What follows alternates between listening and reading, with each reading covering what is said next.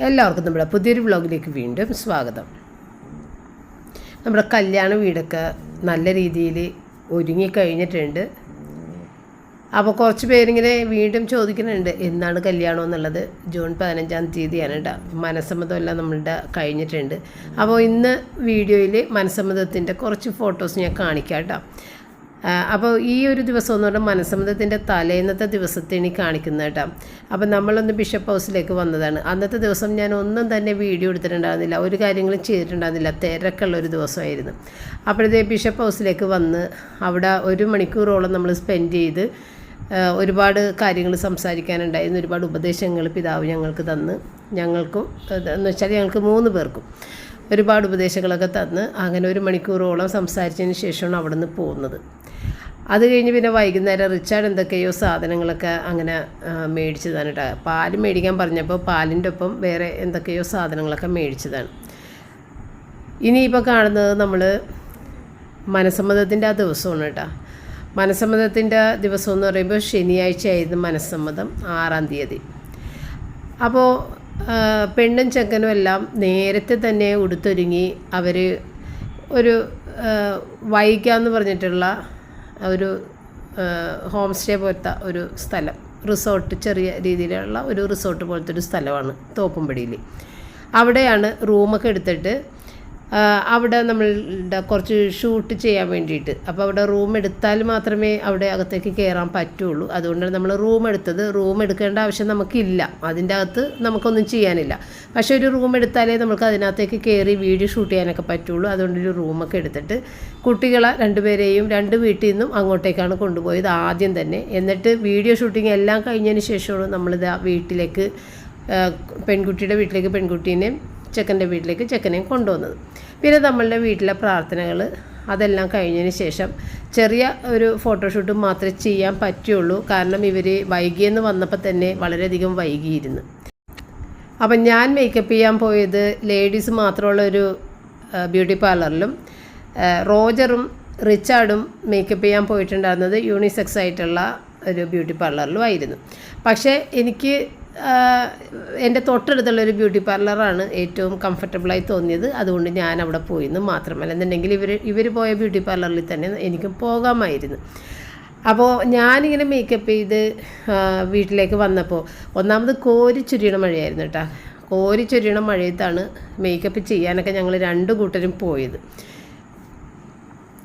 പോയി തിരിച്ച് വന്നു കഴിഞ്ഞപ്പോൾ ഞാൻ ബ്യൂട്ടി പാർലറിൽ വെച്ച് എന്നെ കണ്ണാടിയിൽ നോക്കിയിട്ട് ഞാൻ എന്നോട് ചോദിച്ചു ഞാൻ ആരാണെന്ന്. ആ ഒരവസ്ഥയിലായിരുന്നു എന്നെ മേക്കപ്പ് ചെയ്തെടുത്ത്. ഇപ്പോൾ നിങ്ങൾ കണ്ടപ്പോൾ മനസ്സിലായിട്ടുണ്ടാകുമല്ലോ. വീട്ടിലേക്ക് കയറി വന്നപ്പോഴും വീട്ടിലെ പപ്പയും പിന്നെ എൻ്റെ ചേച്ചിയൊക്കെ ആ സമയത്ത് എത്തിയിട്ടുണ്ടായിരുന്നു. ഞാൻ പോകുമ്പോൾ ആരും ഉണ്ടാകുന്നില്ല, പപ്പ മാത്രമേ ഉണ്ടാകുന്നുള്ളൂ. ഞങ്ങൾ മേക്കപ്പൊക്കെ ചെയ്ത് കഴിഞ്ഞപ്പോൾ ചേച്ചിയും ഫാമിലിയൊക്കെ എത്തിയിട്ടുണ്ടായിരുന്നു. അപ്പോൾ അവരും ചോദിച്ച് ഞാൻ ആരാണെന്ന്, ജപ്പാനിൽ നിന്നാണോ ചൈനയിൽ നിന്നാണോ എന്നൊക്കെ എന്നോട് ചോദിച്ച് ഒരുപാട് കളിയാക്കി. എൻ്റെ മേക്കപ്പ് എന്നെ സംബന്ധിച്ച് എനിക്കിഷ്ടപ്പെട്ട്, പക്ഷേ വേറെ ആർക്കും തന്നെ അതൊരു ഞാനല്ലാതെ ആയിപ്പോയി എന്ന് പറഞ്ഞത്. ഞാനല്ലാതെ ആയി പോകുന്നതാണ് എനിക്കിഷ്ടമായിട്ട് തോന്നിയത്. എപ്പോഴും നമ്മൾ ഒരുപോലെ തന്നെ കണ്ടിട്ട് ഒരു വ്യത്യാസമായ രീതിയിൽ നിൽക്കുമ്പോഴാണല്ലോ ഒരു പ്രത്യേകതയെന്ന് എനിക്ക് തോന്നി. അതുകൊണ്ട് ഞാൻ സാറ്റിസ്ഫൈഡ് ആയിരുന്നു, ഇപ്പോഴുമാണ്. പക്ഷേ കണ്ട ആരും തന്നെയും എല്ലാവരും നെഗറ്റീവാണ് കമൻസാണ് എനിക്ക് തന്നിട്ടുണ്ടാകുന്നത്. അപ്പോൾ അത് ഈ മോതിരം ഇങ്ങനെ 2 പേരുടെ ഇങ്ങനെ വെച്ചിട്ട് അതിൽ നിന്ന് എടുത്തിട്ടാണ് അവർ റിങ് എക്സ്ചേഞ്ചൊക്കെ ചെയ്തത് കേട്ടോ. അപ്പോൾ ആദ്യം നമ്മൾ പള്ളിയിലൊക്കെ പോയി, ഇത് മാസമൊന്നുമില്ല കേട്ടോ, ഇതിന് വെറുതെ ഒരു പ്രാർത്ഥനകൾ മാത്രമേ ഉള്ളൂ. അങ്ങനെ ഇവരുടെ 2 പേരുടെ സമ്മതങ്ങളൊക്കെ ചോദിക്കും, അച്ഛൻ ഇഷ്ടമാണ് വിവാഹം കഴിക്കാനായിട്ട് എന്നൊക്കെയുള്ള സമ്മതങ്ങളൊക്കെ ചോദിക്കും, അത്രയൊക്കെ ഉള്ളൂ. ഇനി നമ്മളുടെ കല്യാണത്തിനാണ് ഇത് കുർബാനയൊക്കെ ഉള്ളത് കേട്ടോ. അപ്പോൾ അങ്ങനെ ഈ ഒരു പള്ളിയുടെ പ്രത്യേകത വെച്ച് കഴിഞ്ഞാൽ എൻ്റെ ബാപ്റ്റിസം നടന്നത് ഈ ഒരു പള്ളിയിലാണ്. എൻ്റെ ഫസ്റ്റ് ഹോളി കമ്മ്യൂണിയൻ, കോൺഫർമേഷൻ, എൻ്റെ കല്യാണം, റിച്ചാർഡിൻ്റെ മാമോദീസ എല്ലാം നടന്ന പള്ളിയാണിത്. ആ പള്ളി ഇടവകക്കാരി തന്നെയാണ് നമ്മളുടെ മോള്. അപ്പോൾ അങ്ങനെ ഒരു പ്രത്യേകതയും കൂടി ആ പള്ളിക്കുണ്ട്. സെയിൻറ്റ് സെബാസ്റ്റ്യൻ ചർച്ചാണ് തോപ്പുംപടി. അങ്ങനെ അതെല്ലാം കഴിഞ്ഞ് നമ്മളിതേ വന്നേക്കുന്നത് മെർച്ചൻ്റ് നേവി ക്ലബ്ബാണ്.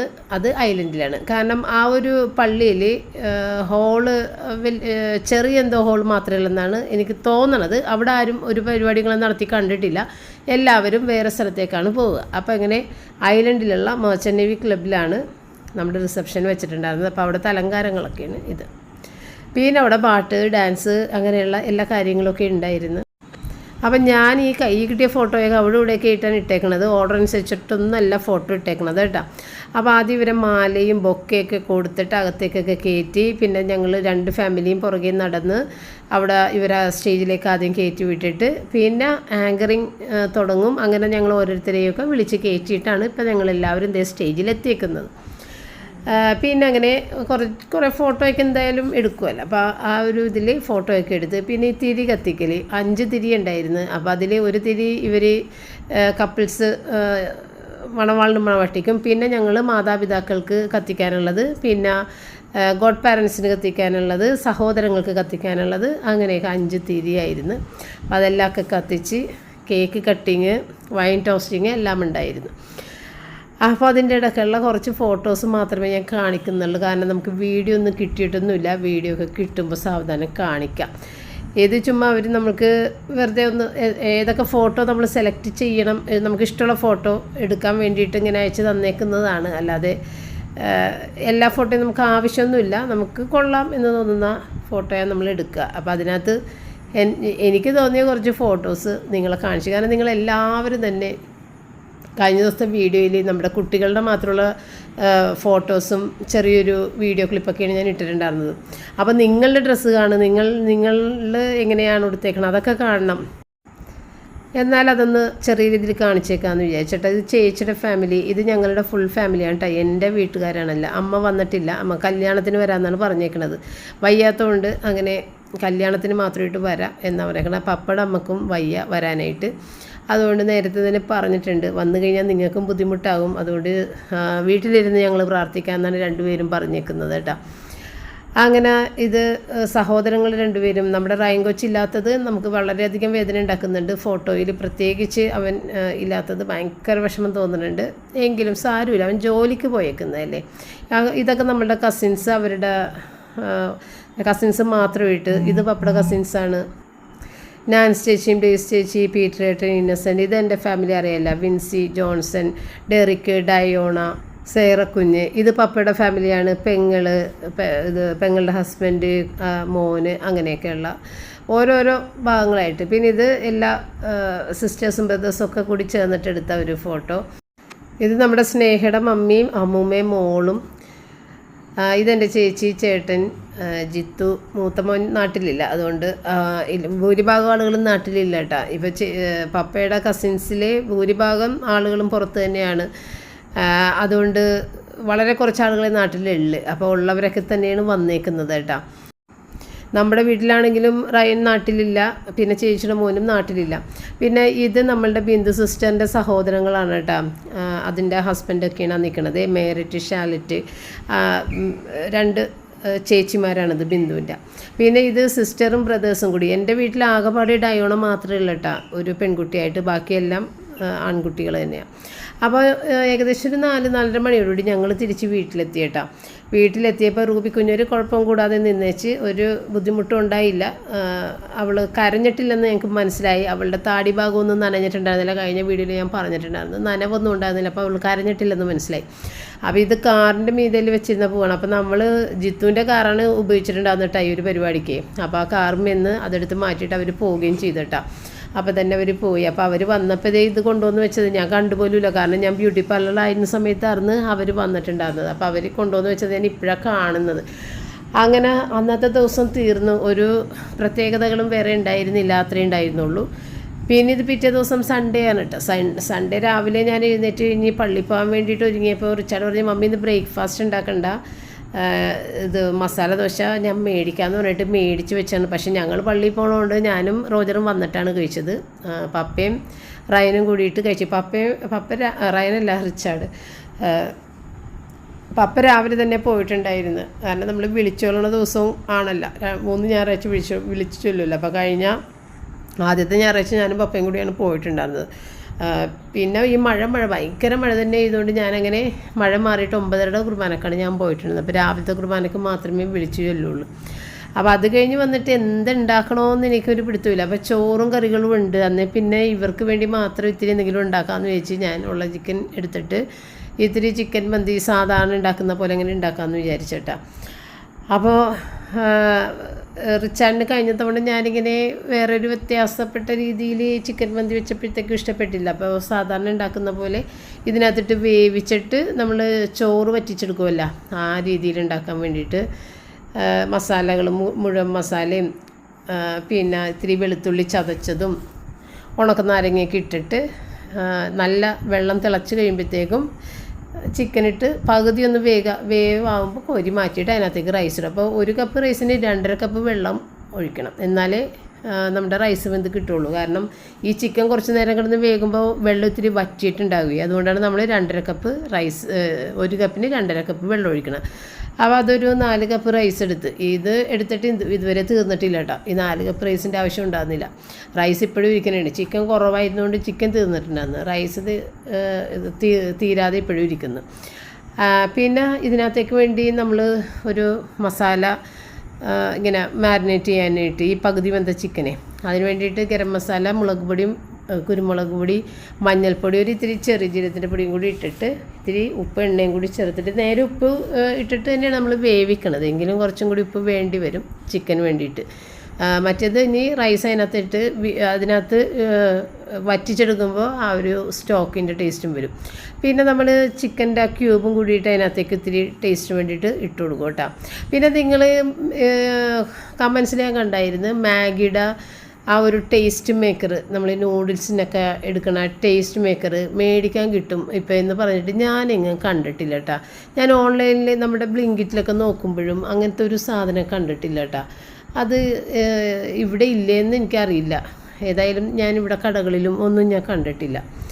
നോക്കുന്നുണ്ട്, ഞാൻ വല്ലയിടത്തും കാണുന്നുണ്ട്. അന്ന് നിങ്ങളിങ്ങനെ പല തവണയായിട്ട് കമൻസിൽ കണ്ടായിരുന്നു. അത് ഇവിടെ കിട്ടാനില്ല. ഇപ്പോൾ ഇത് ഇതുപോലെയാണ് നമ്മൾ മേടിച്ചിട്ടുള്ളത്. അപ്പോൾ അത് 2 എണ്ണം കൂടി ഇട്ട്, കാരണം അത് വലിയ അധികം ഇല്ലാത്ത ഒരു ഇതാണ്, അതുകൊണ്ട് 2 എണ്ണം ഇട്ട്. ഇനിയിപ്പോൾ അത് വെള്ളം നല്ല തിളച്ച് കഴിയുമ്പോഴത്തേക്കും റൈസും കൂടി ഇട്ട് കഴിഞ്ഞാൽ പിന്നെ അത് വറ്റി വരുന്ന നേരം കൊണ്ട് നമുക്ക് ആ ചിക്കൻ മാരിനേറ്റ് ചെയ്തതൊന്ന് ഫ്രൈ ചെയ്തെടുക്കണം. ഫ്രൈ ചെയ്തെടുക്കുമ്പോൾ മൂടി വെച്ചിട്ട് ഫ്രൈ ചെയ്യണം, അല്ലെന്നുണ്ടെങ്കിൽ ഭയങ്കര ഹാർഡായി പോവും.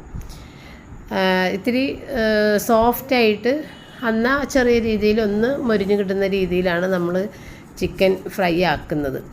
അപ്പോൾ ഇത്തിരി എണ്ണയും കൂടി ഒഴിച്ചിട്ടാണ് നമ്മൾ മാരിനേറ്റ് ചെയ്യണത്. ഇനിയിപ്പോൾ ഒരുവിധം എണ്ണ ഒഴിച്ചിട്ട് അതൊന്ന് മൂടി വെച്ചിട്ട് ഫ്രൈ ചെയ്തിട്ട് ആ എണ്ണയും കുറച്ച് നമ്മുടെ റൈസിൻ്റെ മീതയിൽ ഒഴിച്ചു കൊടുത്തിട്ട് ആ ചിക്കനും ഒക്കെ എടുത്ത് റൈസിൻ്റെ മീതയിൽ വെച്ചിട്ട് ഒരു കോള് കൂടി കത്തിച്ച് വെച്ച് ഒരു സ്മോക്കി ഫ്ലേവറൊക്കെ ആക്കി എടുത്തു കഴിഞ്ഞാൽ നല്ല ടേസ്റ്റാണ്. അപ്പോൾ ഈ റൈസ് വൈറ്റ് സെല്ല റൈസ് തന്നെയാണ് കേട്ടോ. ഇപ്പോൾ അത് തന്നെയാണ് ഇവിടെ എല്ലാത്തിനും ഉപയോഗിക്കണത്. നമ്മുടെ റൂബിക്ക് വെച്ച് ഇവിടെ കിടന്നുണ്ട് കൂർക്കം വലിക്കണ ശബ്ദവും കേൾക്കാം കേട്ടോ ഇതിൻ്റെ ഇടയിൽ. അപ്പോൾ എല്ലാം കൂടി തന്നെ ഞാൻ ഇട്ടേട്ടാ. അപ്പോൾ നോൺ സ്റ്റിക്ക് എടുത്തത് ഇനിയിപ്പോൾ അടിക്ക് ഒന്നും ഇനി പിടിക്കണ്ടല്ലോ എന്ന് വിചാരിച്ചിട്ട് ഞാൻ എടുത്താണ് കേട്ടോ, നോൺ സ്റ്റിക്ക് തന്നെ എടുത്തത്. അപ്പോൾ ഇത് ഏകദേശം ഒന്ന് ആയിട്ടുണ്ട്, എങ്കിലും അടിയിൽ വെള്ളം ഇത്തിരി ഉണ്ട്. അങ്ങനെ ഒന്ന് ഇളക്കിയൊക്കെ ഇട്ട് ഒന്നുകൂടി ഒന്ന് തീ കൂട്ടി വെച്ചത് വറ്റിച്ചെടുത്തതിന് ശേഷം പിന്നെ നമ്മൾ ഈ ഇതിൻ്റെ മീതയിലേക്ക് കത്തിച്ച് വെക്കാനുള്ള കോള് ഞാൻ ഇവിടെ സൈഡിൽ കത്തിച്ചിട്ടുണ്ട്. അത് ഏകദേശം ആയി വന്നിട്ടുണ്ട് ആ കോള്. അപ്പോൾ ഇതില്ലെന്നുണ്ടെങ്കിൽ ചിരട്ട കത്തിക്കാട്ടോ. ഞാൻ പണ്ടൊക്കെ ചിരട്ട കത്തിച്ചുകൊണ്ട് വെച്ചാൽ, കാരണം കോള് നമ്മളുടെ ഇവിടെ ഒന്നും അങ്ങനെ കിട്ടൂലായിരുന്നു. പിന്നെ ഇപ്പോൾ ചിക്കൻ വിൽക്കണ സ്ഥലത്ത് തന്നെ കോള് വേണ്ട കേട്ടോ. അപ്പോൾ ആ പുള്ളിയുടെ അടുത്ത് പറഞ്ഞു കഴിഞ്ഞാൽ കോളിങ്ങോട്ട് കൊണ്ടുവന്ന് തരും. അല്ലെന്നുണ്ടെങ്കിൽ നമ്മൾ നേരത്തെ ലുലുമോളിലൊക്കെ പോയപ്പോഴാണ് കോള് മേടിച്ചത്. പക്ഷേ അപ്പോഴും നമ്മൾ വിചാരിച്ച പോലത്തെ ഒരു കോളല്ല കിട്ടിയിട്ടുണ്ടായിരുന്നത്. ഇതിപ്പോൾ നമ്മളുടെ ഇവിടെയൊക്കെ എല്ലാ സ്ഥലത്തും ആയിക്കഴിഞ്ഞു. അതുകൊണ്ട് പിന്നെ അതൊരു പീസ് ഒന്ന് കത്തിച്ചെടുക്കാൻ എളുപ്പമാണ്. ചിരട്ടക്കരി എടുക്കുക എന്ന് പറയുമ്പോൾ ചിരട്ടക്ക് തീ പിടിക്കാൻ കുറച്ച് ബുദ്ധിമുട്ടാണ്. കാരണം നമുക്കിതിനകത്ത് ഇപ്പോൾ തുണി തേക്കാനുള്ള ചിരട്ടയാണെന്നുണ്ടെങ്കിൽ നമ്മളിത്തിരി മണ്ണെണ്ണയൊക്കെ ഒഴിച്ചിട്ട് അങ്ങോട്ട് കത്തിക്കും. തീ പെട്ടെന്ന് തീ അങ്ങനെ ആളി കത്തി അത് പെട്ടെന്നാകും. പക്ഷേ നമ്മൾ ഈ ഫുഡിൻ്റെ അകത്ത് വെക്കുമ്പോൾ നമുക്ക് അങ്ങനെ അതേൽ ഒന്നും തന്നെ ഇടാൻ പറ്റില്ല.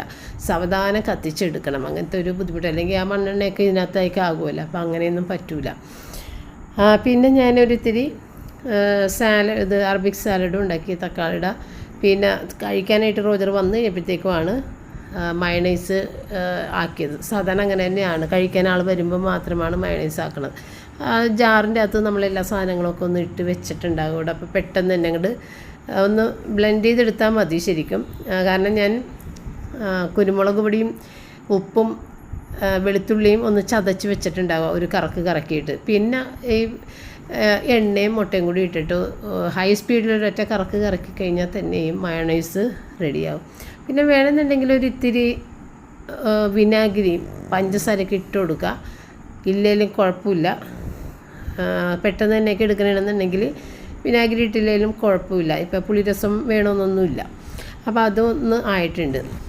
ഇത് റിച്ചാന് വേണ്ടി മാത്രമാണ്. ഞാൻ റിച്ചാൻ്റെ അടുത്ത് ചോദിച്ച് മയോണൈസ് കഴിക്കുമോ, ഉണ്ടാക്കിയ വെറുതെ വേസ്റ്റ് ആക്കുമോ എന്ന് ചോദിച്ചപ്പോൾ എനിക്ക് വേണമെന്ന് പറഞ്ഞ്. റോജർ മയോണൈസൊക്കെ കഴിക്കൽ പണ്ടേ നിർത്തിയതാണ്. റോജറിന് വേണ്ട, അവന് അറബിക് സാലഡ് ഒന്നും ഇല്ലെങ്കിലും കുഴപ്പമില്ല, അത് മാത്രം ഇട്ട് കഴിക്കും. റോജറിന് ഇപ്പോൾ കൂടുതലും ചപ്പാത്തി വേണമെന്നാണ് എപ്പോഴും പറഞ്ഞത്. ചപ്പാത്തിയാ ചിക്കനാ മാത്രം ഇട്ട്. അവനിപ്പോൾ വളരെയധികം ഹെൽത്ത് കോൺഷ്യസ് ആണ്. അവിടെ വർക്കൗട്ട് ചെയ്യുന്നുണ്ട്. ഇവിടെ വന്നിട്ട് ഇത്തവണ വർക്കൗട്ടിന് ജോയിൻ ചെയ്തില്ല. കഴിഞ്ഞ തവണ വന്നപ്പോഴത്തേക്കും വർക്കൗട്ടിന് ജോയിൻ ചെയ്തിട്ടുണ്ടായിരുന്നു. ഇത്തവണ ഇപ്പോൾ തിരക്കാണല്ലോ, അതുകൊണ്ട് പിന്നെ പോകാൻ പറ്റില്ലെങ്കിലും എല്ലാ ദിവസവും ഓടാനൊക്കെ ആയിട്ട് പോകും കേട്ടോ. അപ്പോൾ ഇന്ന് സൺഡേ ഞങ്ങൾക്ക് 2 പേർക്കും കൂടി പോകേണ്ട കുറച്ച് സ്ഥലങ്ങളുണ്ട്. എനിക്കും പപ്പക്കും കൂടി പോകേണ്ടത്. അപ്പോൾ അത്യാവശ്യം ഷൂസ് മേടിക്കണം പപ്പക്ക്. പിന്നെ ചില വീടുകളിൽ അത്യാവശ്യം പോകേണ്ടതുണ്ട്. അങ്ങനെ പോയി ഒക്കെ ഞാനും പപ്പയും. നല്ല മഴ തന്നെ ആയിരുന്നു കേട്ടോ. മഴയത്ത് പോയിട്ട് തിരിച്ചൊക്കെ വന്ന്. അപ്പോൾ നമ്മുടെ റയൻ കൊച്ചുദേവ് വിളിക്കുന്നുണ്ട്. റിച്ചാർഡാണ് ഭയങ്കര സങ്കടമാണ്. റിച്ചാർഡിൻ്റെ കണ്ണിൽ നിന്നൊക്കെ ഇങ്ങനെ ഒഴുകും. അവൻ്റെ കാര്യം പറയുമ്പോൾ തന്നെ അവനില്ലാതെ പോയല്ല ഇവിടെ എന്ന് പറഞ്ഞിട്ട് ഭയങ്കര സങ്കടം. അവനങ്ങനെ സങ്കടമൊന്നും കാണിക്കില്ല. അവൻ എന്ത് കഷ്ടപ്പെട്ട പരിപാടിയാണെങ്കിലും അതിനെ കോമഡിയായിട്ട് മാത്രമേ അവതരിപ്പിക്കുകയുള്ളൂ. അതുകൊണ്ട് നമുക്കും വിഷമം തോന്നില്ല. ഇപ്പോൾ ഷിപ്പിലാണെന്നുണ്ടെങ്കിലും ബുദ്ധിമുട്ടാണ്. കുറച്ച് ബുദ്ധിമുട്ടുകൾ, കുറച്ചല്ല നല്ല രീതിയിൽ ബുദ്ധിമുട്ടുണ്ട്. എങ്കിൽ തന്നെയും അതിനവൻ നമ്മളുടെ അടുത്ത് പ്രസൻറ്റ് ചെയ്യുന്ന ഒരു രീതി എന്ന് പറയുമ്പോൾ തമാശ രൂപത്തിലേ പ്രസൻറ്റ് ചെയ്യുള്ളൂ. അത് കേൾക്കുമ്പോൾ നമ്മളും സമാധാനിക്കും. പക്ഷേ റിച്ചാർഡാണെങ്കിൽ നേരെ തിരിച്ചായിരിക്കുള്ളൂ. ചെറിയൊരു പ്രശ്നമാണെങ്കിൽ അത് വലിയൊരു പ്രശ്നം പോലെ നമ്മുടെ അടുത്ത് പറഞ്ഞ് നമ്മളാകെപ്പാടെ നമുക്ക് ടെൻഷനാക്കി കളയുന്ന ആളാണ്. ചെറുപ്പം മുതൽ അങ്ങനെ തന്നെയാണ് റിച്ചാർഡ്. പക്ഷേ റയൻ ഒരുവിധപ്പെട്ട കാര്യങ്ങളൊന്നും തന്നെ പുറത്ത് പറയൂല. അഥവാ പറയുന്നതും കോമഡി രൂപത്തിലൊക്കെ തന്നെ ആയിരിക്കുള്ളൂ. അപ്പോൾ അങ്ങനെയുള്ള വ്യത്യാസങ്ങളൊക്കെ ഉണ്ട്. അപ്പോൾ നമ്മുടെ റോജർ ഇതേ ഓടാനും ചാടാനും ഒക്കെ പോകാൻ വേണ്ടി റെഡിയാകണമാണ്. അപ്പോഴായിരുന്നു റയൻ വിളിച്ചത്. അങ്ങനെ അവനോടും സംസാരിച്ചിട്ടാണ് പോണത് കേട്ടോ. പിന്നെ അങ്ങനെ കുറേ അധികം നേരം റയൻ എല്ലാവരോടും സംസാരിച്ച്. ഇപ്പോഴത്തെ മണി 8 ആകാൻ പോകുന്നുണ്ട്. ക്ലോക്കിൽ കാണാമല്ല. അപ്പോൾ ഞാൻ റോജൻ്റെ അടുത്ത് പറഞ്ഞാണ് മഴയാണ്, അധികം അങ്ങോട്ട് ദൂരോട്ട് പോകണ്ട, വെറുതെ മഴ കൊണ്ട് പനി വരുത്തരുതെന്നൊക്കെ പറഞ്ഞാണ്. കല്യാണം ആകുമ്പോൾ പനിയൊന്നും വന്ന് കിടക്കരുത് എന്നൊക്കെ പറഞ്ഞ്. അങ്ങനെ റോജറിൻ്റെ ഓട്ടം ചാട്ടമൊക്കെ കഴിഞ്ഞ് വന്ന് കൂളി കഴിഞ്ഞ് എല്ലാവരുടെയും ഡിന്നറും കഴിഞ്ഞ് ഞാനും റോജറും കൂടി അവിടെ ഇരുന്ന് ഒരു 11 മണിയായിട്ടുണ്ട്. ചിപ്സ് കഴിച്ചിട്ട് അങ്ങനെ ഇരിക്കുന്നത്. അപ്പോൾ തുണികൾ ഉണങ്ങാത്തത് വിരിച്ചിട്ടിട്ടൊന്ന് ഫാനിൻ്റെ അടിയിൽ ഇടും രാത്രിയാകുമ്പോൾ. അതാണ് ആ കണ്ടത്. അടുത്തൊരു വീഡിയോ ആയിട്ട് വീണ്ടും കാണാം. താങ്ക്